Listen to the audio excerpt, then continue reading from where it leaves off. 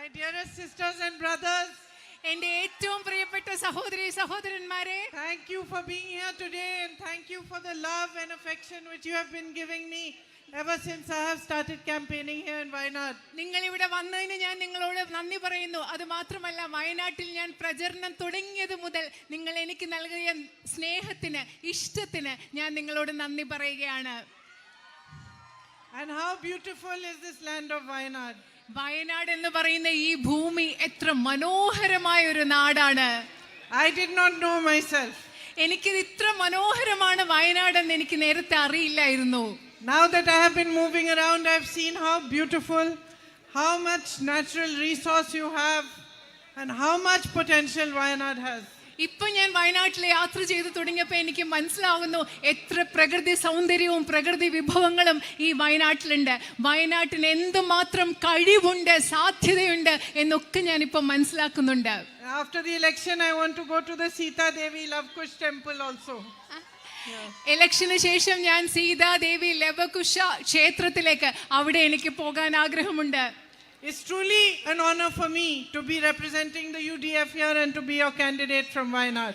ഐക്യ ജനാധിപത്യ മുന്നണിയുടെ സ്ഥാനാർത്ഥിയായി ഇവിടെ മത്സരിക്കാൻ, നിങ്ങളെ പ്രതിനിധാനം ചെയ്യാനുള്ള ഒരു അവസരം, ഒരു വലിയ ആദരവായിട്ട് ഞാൻ കാണുന്നു. Your relationship with my brother, a relationship of love, of strength, of respect, should be an example of the relationship between a leader and a people that he represents for all across our country. നിങ്ങളും എൻ്റെ സഹോദരനുമായിട്ടുള്ള ബന്ധം സ്നേഹത്തിൻ്റെ, ധൈര്യത്തിൻ്റെ, കരുത്തിൻ്റെ, ബഹുമാനത്തിൻ്റെ ഒരു ബന്ധമെന്ന് പറയുന്നത് ഈ രാജ്യം മുഴുവൻ ജനങ്ങളും ജനപ്രതിനിധികളും തമ്മിലുള്ള ബന്ധം എങ്ങനെ ആയിരിക്കുന്നു അതിൻ്റെ ഒരു ഉദാഹരണമായി രാജ്യം മുഴുവൻ ഉണ്ടാവണം. That is what it should be. That a politician, a representative of the people, a leader of the people, truly from his heart loves them, represents their needs, their demands, and is honest towards them. ശരിക്കും ആ ബന്ധം അങ്ങനെ ആയിരിക്കണം.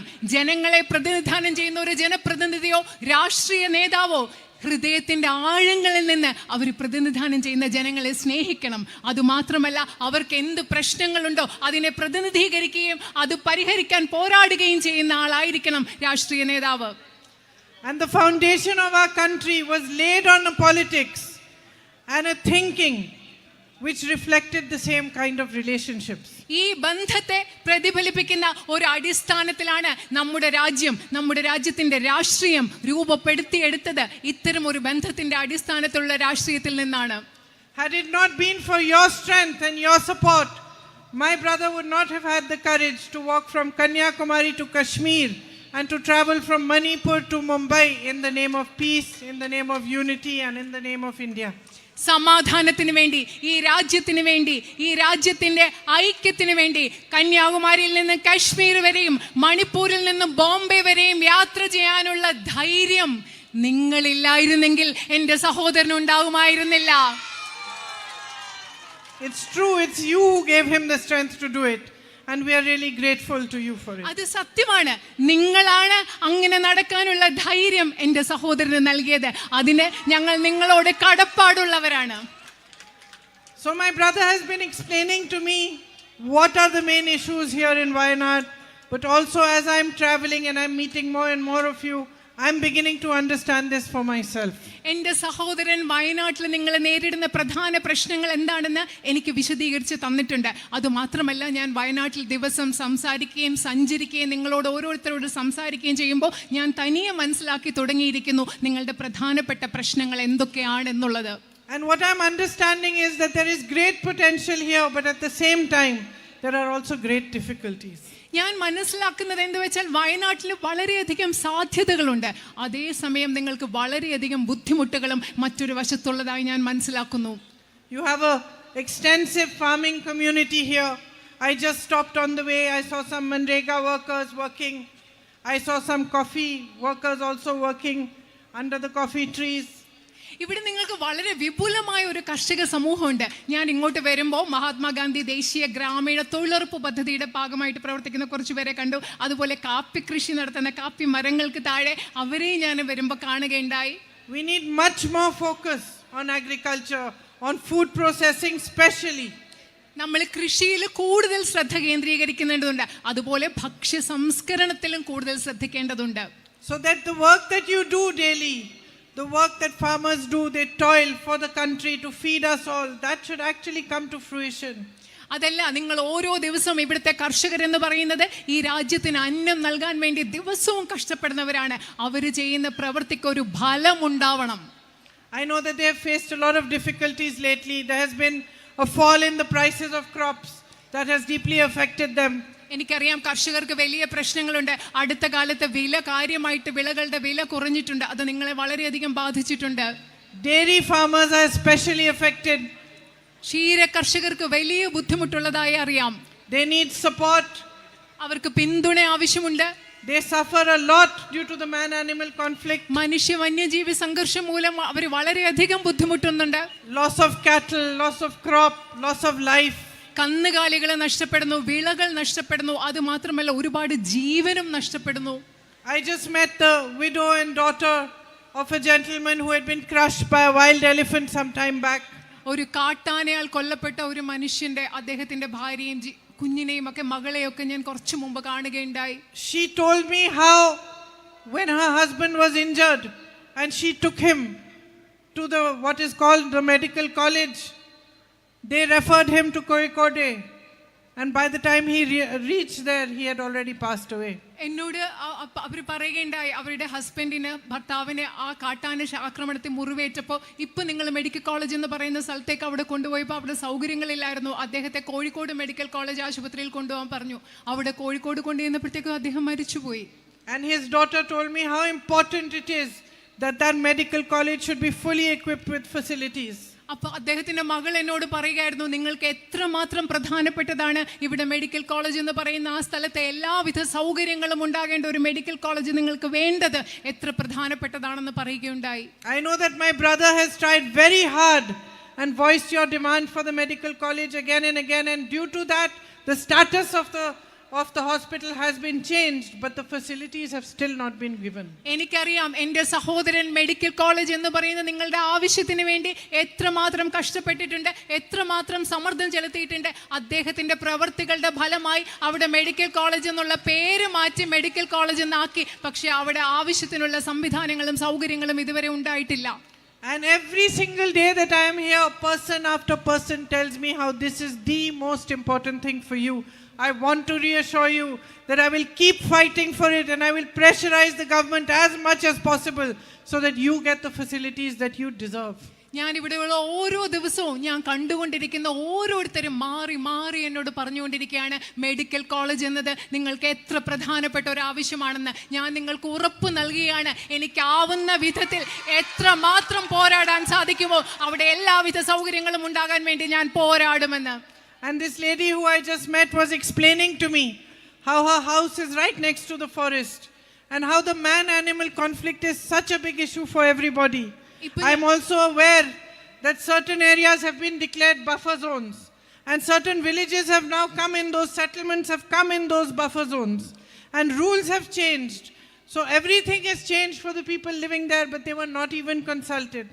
അത് മാത്രമല്ല, ഞാനിപ്പോൾ കണ്ട ഒരു സ്ത്രീ എന്നോട് പറയായിരുന്നു, അവരുടെ വീട് എന്ന് പറയുന്നത് കാട്ടിനടുത്താണ്. അതുകൊണ്ട് ഈ മനുഷ്യ വന്യജീവി സംഘർഷം വരുമ്പോൾ അവർക്ക് എത്രമാത്രം ബുദ്ധിമുട്ടുണ്ടാവുന്നു. അതുമാത്രമല്ല, ബഫർ സോൺ പുതുതായിട്ട് പ്രഖ്യാപിക്കുമ്പോൾ നിങ്ങൾ മനുഷ്യർ താമസിക്കുന്ന സ്ഥലങ്ങളൊക്കെ ബഫർ സോണിലാകുകയാണ്. പെട്ടെന്നൊരു ദിവസം പുതിയ നിയമങ്ങൾ വരുന്നു. അതുകൊണ്ടൊക്കെ നിങ്ങൾക്ക് എത്ര ബുദ്ധിമുട്ടാണ് ഉണ്ടാകുന്നതെന്ന് എനിക്കറിയാം.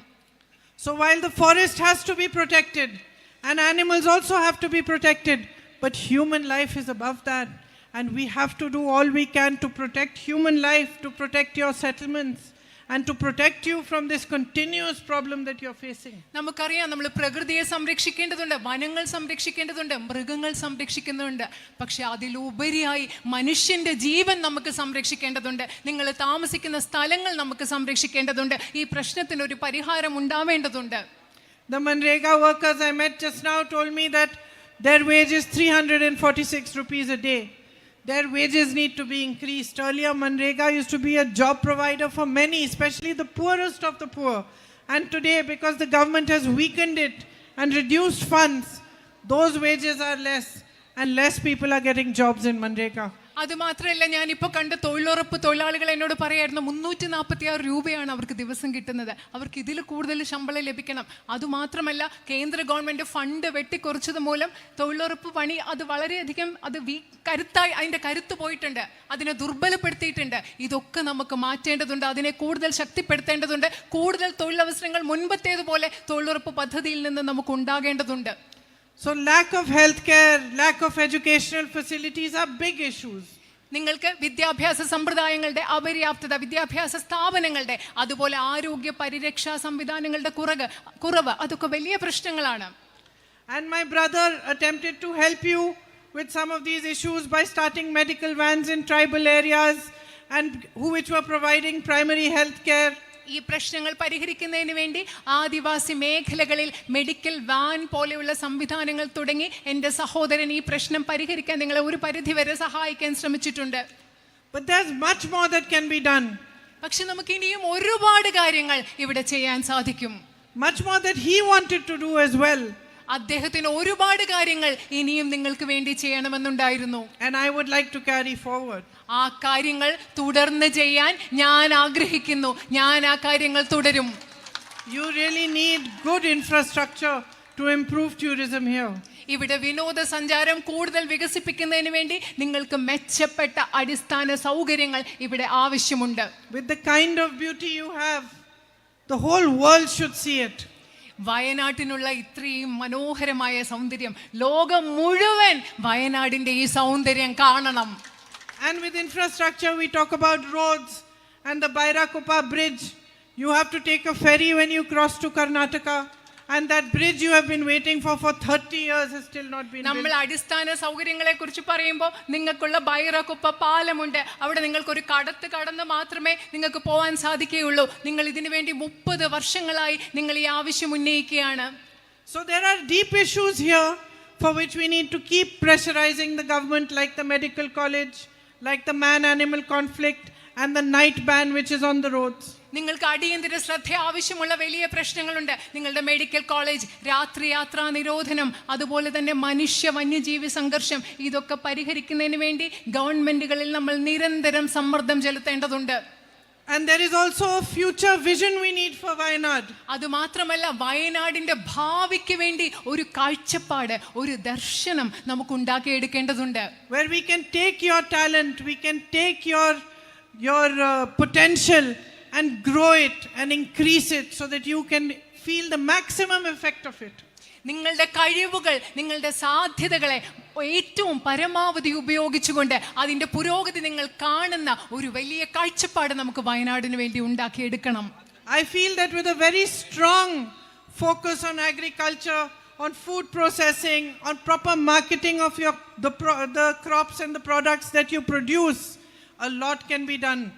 ഇവിടെ കൃഷിയിൽ കൂടുതൽ ശ്രദ്ധ കേന്ദ്രീകരിക്കുന്നതിലൂടെ, കൂടുതൽ ഭക്ഷ്യ സംസ്കരണ സ്ഥാപനങ്ങൾ ഉണ്ടാക്കുന്നതിലൂടെ, നിങ്ങൾ ഉണ്ടാക്കുന്ന ഉൽപ്പന്നങ്ങൾക്ക് വിപണിയിൽ നല്ല ശ്രദ്ധ കൊടുക്കുന്നതിലൂടെ ഒരുപാട് കാര്യങ്ങൾ വയനാട്ടിൽ ചെയ്യാൻ സാധിക്കുമെന്ന് ഞാൻ കരുതുന്നു. This will also generate new employment opportunities. നിങ്ങൾക്ക് ഇത് കൂടുതൽ തൊഴിലവസരങ്ങൾ സൃഷ്ടിക്കാൻ ഇത് സഹായകമാകും.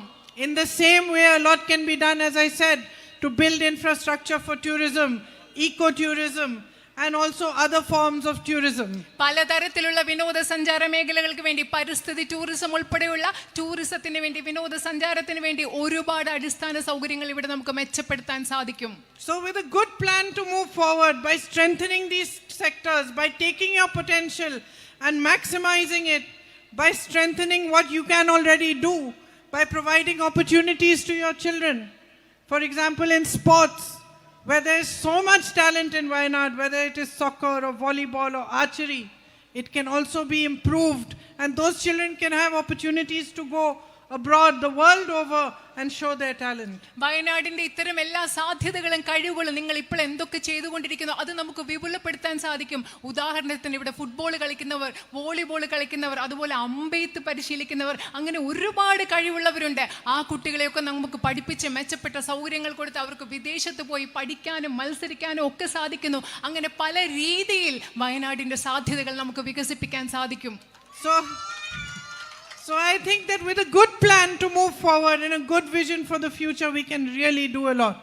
ഒരു കൃത്യമായ ഒരു പദ്ധതിയോടുകൂടി കൃത്യമായ ഒരു കാഴ്ചപ്പാടോടുകൂടി മുൻപോട്ട് പോയാൽ, ഭാവിക്ക് വേണ്ടി മുൻപോട്ട് പോയാൽ നമുക്ക് ഒരുപാട് കാര്യങ്ങൾ ഇവിടെ ഒരുമിച്ച് ചെയ്യാൻ സാധിക്കും.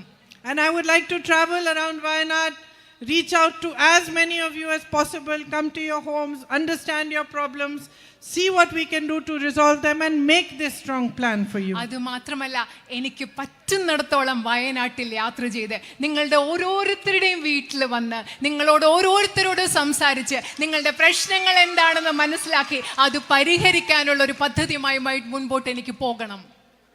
So if you give me a chance and you choose me as your member of parliament, I can assure you that I will continue to strengthen this bond that you have with my brother.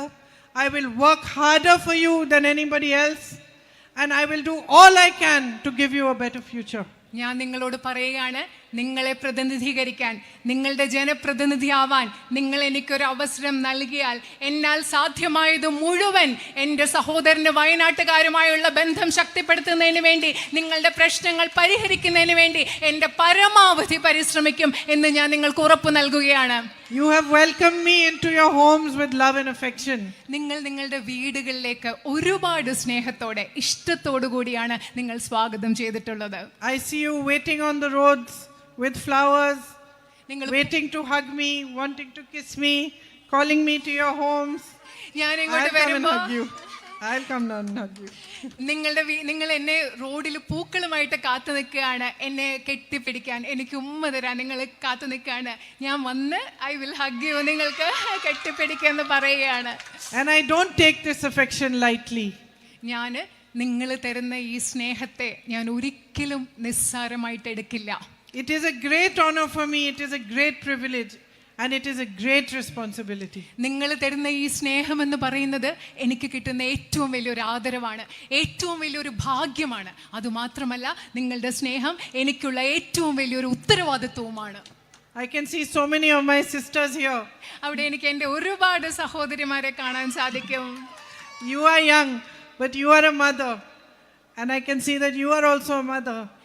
And you, those who are mothers, understand that once you have children, that becomes the most important thing. ഇവിടെ ഉള്ളത് ഇത് ചെറിയ കുട്ടിയാണ്, പക്ഷെ അവിടെ ഒരു അമ്മയുണ്ട്, അവിടെ ഒരു അമ്മയുണ്ട്. എനിക്ക് കാണാൻ സാധിക്കും, അമ്മമാർക്ക് മനസ്സിലാക്കാൻ സാധിക്കും, നിങ്ങൾ ഒരിക്കലും അമ്മയായി കഴിഞ്ഞാൽ നമ്മുടെ കുഞ്ഞുങ്ങൾ എന്ന് പറയുന്നതാണ് നമ്മുടെ ഏറ്റവും വലിയ ഉത്തരവാദിത്തം എന്ന് പറയുന്നത്. You can be tired, you can have any problem, but if your child is hungry, you will be awake and give the child food till he gets satisfied. നിങ്ങൾ ചില സമയത്ത് ഒരുപാട് ക്ഷീണിച്ചിരിക്കും, നിങ്ങൾക്ക് ഒരുപാട് പ്രശ്നമുണ്ടാകും, പക്ഷെ നമ്മുടെ കുഞ്ഞിന് വിശക്കുകയാണെങ്കിലോ നമ്മൾ രാത്രി ഉണർന്നെഴുന്നേറ്റ് കുഞ്ഞിൻ്റെ വിശപ്പ് മാറ്റുന്നത് വരെ നമ്മൾ ഭക്ഷണം ഉണ്ടാക്കി കൊടുക്കും. And we women, from the beginning of our lives, we tend to put ourselves behind and everybody else is more important in the family, and we look after our children in the same way. പ്രത്യേകിച്ചും നമ്മൾ സ്ത്രീകൾ എന്ന് പറഞ്ഞാൽ നമ്മുടെ ജീവിതകാലം മുഴുവൻ നമ്മളെ പുറകോട്ട് മാറ്റി നിർത്തിയിട്ട് നമ്മുടെ കുടുംബത്തിൽ ആരൊക്കെയാണോ ഉള്ളത് അവരെ സംരക്ഷിക്കുന്നതിലും പരിപാലിക്കുന്നതിലും ഏറ്റവും കൂടുതൽ ശ്രദ്ധ കൊടുക്കുന്നവരാണ് നമ്മൾ സ്ത്രീകൾ. We understand responsibility, we understand sacrifice, we understand duty. നമ്മൾക്ക് ഉത്തരവാദിത്തം എന്താണെന്ന് നമുക്ക് സ്ത്രീകൾക്കറിയാം, ത്യാഗം എന്താണെന്ന് നമ്മൾ സ്ത്രീകൾക്കറിയാം, എന്താണ് ഉത്തരവാദിത്തം, കടമ എന്താണെന്ന് സ്ത്രീകൾ എന്ന നിലയിൽ നമുക്കറിയാം. That's why we are stronger than all these men. അതുകൊണ്ടാണ് നമ്മൾ ഇവിടെയുള്ള എല്ലാ പുരുഷന്മാരെക്കാളും കരുത്തരായിട്ട് നിൽക്കുന്നത്. So I'm here to tell you that I understand. ഞാൻ നിങ്ങളോട് ഇവിടെ പറയുന്നത് എന്താണ്, എനിക്കത് മനസ്സിലാകുന്നു എന്നാണ് ഞാൻ നിങ്ങളോട് പറയുന്നത്. For me, you are more important today than anything else. എന്നെ സംബന്ധിച്ചിടത്തോളം ഇവിടെയുള്ള ജനങ്ങൾ എന്ന് പറയുന്നത്, നിങ്ങൾ എന്ന് പറയുന്നത് ലോകത്തിൽ മറ്റെന്തിനേക്കാളും ഇന്ന് ഏറ്റവും പ്രധാനപ്പെട്ടതാണെന്ന് പറയാൻ ഞാൻ ആഗ്രഹിക്കുന്നു. My duty to you is like my duty to my children. My responsibility towards you is the same. My feeling of love towards you is the same. എനിക്ക് നിങ്ങളോടുള്ള ഉത്തരവാദിത്തം എന്ന് പറയുന്നത് എൻ്റെ കുഞ്ഞുങ്ങളോട് എനിക്ക് തോന്നുന്ന ഉത്തരവാദിത്തത്തിന് തുല്യമാണ്. എനിക്ക് നിങ്ങളോടുള്ള കടമ എന്ന് പറയുന്നത് എൻ്റെ കുഞ്ഞുങ്ങളോട് തോന്നുന്ന കടമയ്ക്ക് തുല്യമാണ്. എനിക്ക് നിങ്ങളോട് തോന്നുന്ന സ്നേഹം എന്ന് പറയുന്നതും എൻ്റെ കുട്ടികളോട് തോന്നുന്ന സ്നേഹം പോലെയാണ്. You have given my family so much love and affection. You are giving me so much affection. നിങ്ങൾ എൻ്റെ കുടുംബത്തിന് ഒരുപാട് സ്നേഹവും ഇഷ്ടവും നൽകിയിട്ടുണ്ട്. നിങ്ങൾ എനിക്കും ഒരുപാട് സ്നേഹവും ഇഷ്ടവും നൽകിയിട്ടുണ്ട്. From today your pain is my pain. ഇന്നു മുതൽ നിങ്ങളുടെ വേദന എന്ന് പറയുന്നത് എന്റെയും കൂടി വേദനയാണ്. And your troubles are my troubles. നിങ്ങളുടെ പ്രശ്നങ്ങൾ എന്ന് പറയുന്നത്, ബുദ്ധിമുട്ട് എന്ന് പറയുന്നത് ഇന്നു മുതൽ എന്റെയും കൂടി And ബുദ്ധിമുട്ടുകളാണ്. I will work hard so that your troubles lessen, so that you have a brighter future, so that your children can enjoy a happy life and can get whatever they rightly deserve. നിങ്ങളുടെ പ്രശ്നങ്ങൾ, ബുദ്ധിമുട്ടുകൾ കുറയ്ക്കുന്നതിന് വേണ്ടി എനിക്ക് പറ്റുന്ന പോലെ ഞാൻ കഠിനാധ്വാനം ചെയ്യും. തൽഫലമായിട്ട് നിങ്ങളുടെ കുഞ്ഞുങ്ങൾക്ക് സന്തോഷമുള്ള ഒരു ഭാവിയും നിങ്ങളുടെ ജീവിതം ഉണ്ടാകാൻ വേണ്ടി എനിക്ക് പറ്റുന്നത് പോലെ ഞാൻ അധ്വാനിക്കും ഇന്നു മുതൽ. And it is my promise to you that I will not let you down. ഞാൻ നിങ്ങൾക്ക് നൽകുന്ന വാക്കാണ്, നിങ്ങൾക്ക് നൽകുന്ന ഉറപ്പാണ്. നിങ്ങളെ ഒരിക്കലും നിരാശപ്പെടുത്തില്ല എന്നത് എൻ്റെ ഉറപ്പാണ്. Thank you. Thank you for listening to me, and thank you for being here even though it's raining. I am very grateful to you. നിങ്ങൾ ഇവിടെ വന്നതിനും എന്നെ കേട്ടതിനും, ഇത് മഴയായിട്ട് നിങ്ങൾ ഇവിടെ വന്ന് എന്നെ കേട്ടതിനും വളരെയധികം നന്ദിയുണ്ട്. ഞാൻ നിങ്ങളോട് വളരെയധികം കടപ്പെട്ടിരിക്കുന്നു. നന്ദി.